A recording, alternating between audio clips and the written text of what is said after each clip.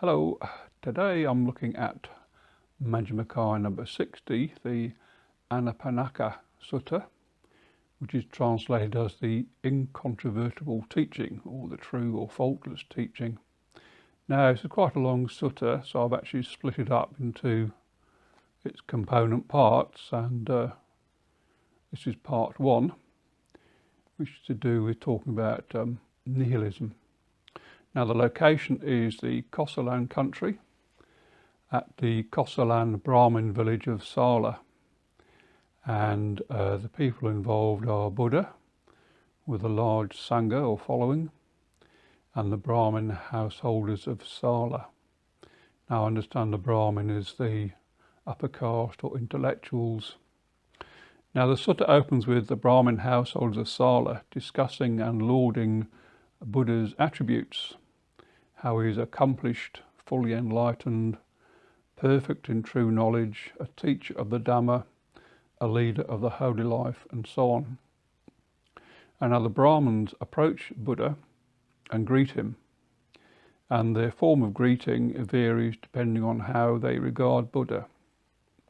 Once settled, Buddha asks them if there is any teacher agreeable to them, in whom they have faith supported by reason.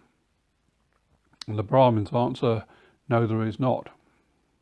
So Buddha says, since you have not found an agreeable teacher, you may undertake and practice this true teaching. And when this true teaching is accepted and undertaken, it will lead to your welfare and happiness for a long time. Householders, Buddha says, there are some recluses and Brahmins whose doctrine and view is nihilistic. There is nothing given, nothing offered, nothing sacrificed, no fruit, no result of good or bad action, no this world, no other world, no mother, no father, no beings who are reborn or spontaneously, no good or virtuous recluses and Brahmins in the world, who have themselves realized by direct knowledge and declare this world and the other world. Buddha continues, but there are also some recluses and Brahmins whose doctrine is directly opposed to that. There is what is given, what is offered, and what is sacrificed. There is fruit and result of good and bad actions. There is this world and the other world. There is mother and father.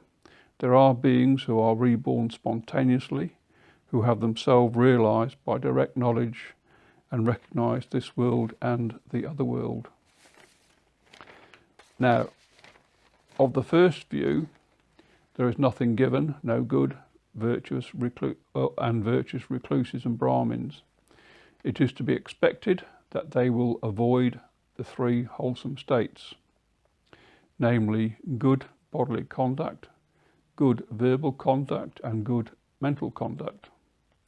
That they will in fact undertake and practice three unwholesome states, namely bodily misconduct, verbal misconduct, and mental misconduct. And why is this?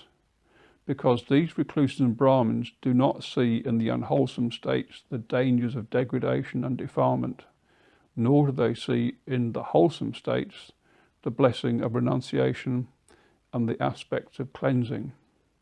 Buddha goes on, since there actually is another world, one who holds the view there is no other world holds wrong view, has wrong intention, makes wrong speech, and is opposed to those arahants who know the other world.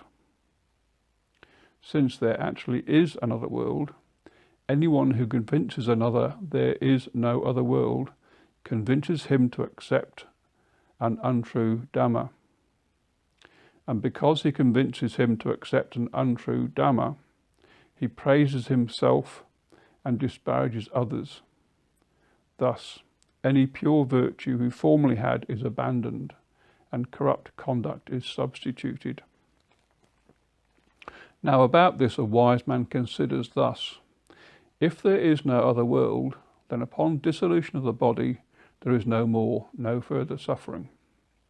But if there is another world, then on dissolution of the body after death, this wise man will reappear in a state of deprivation, in an unhappy destination, in perdition, even in hell.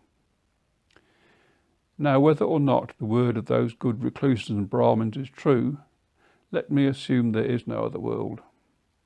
This good person is here and now censured by the wise as an immoral person, one of wrong view who holds to a doctrine of nihilism.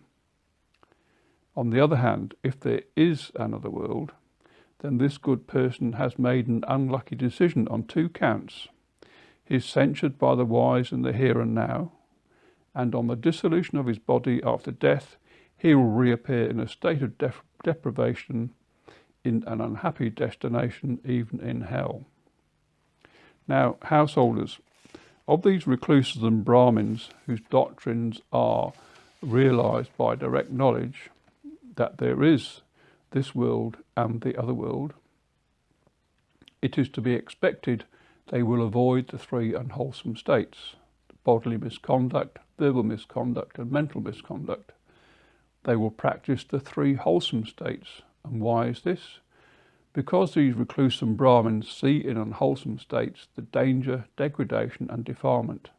They see in the wholesome states the blessing of renunciation and the aspects of cleansing. Since there actually is another world, one who holds and talks of this view has right view, right intention, and right speech, and is also not opposed to those arahants who know the other world. And one who convinces another there is another world convinces him to accept true Dhamma. Consider this: for a wise man, if there is another world, then after dissolution of the body, death, this good person will reappear in a happy destination, even in the heavenly world. Now, whether or not the word of those good recluses and Brahmins is true, let me assume there is no other world. Still, this person is, here and now, praised by the wise as a virtuous person, one with a right view who holds to true belief. On the other hand, if there is another world, then this person has made a lucky choice on 2 counts, since he is praised in the here and now, and since on dissolution of his body and after death, he will reappear in a happy destination, even in the heavenly world.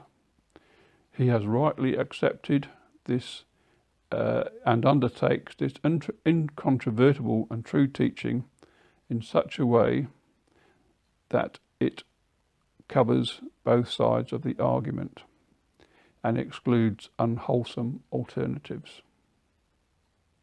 So that's the end of part 1 of Majjhima Nikaya number 60.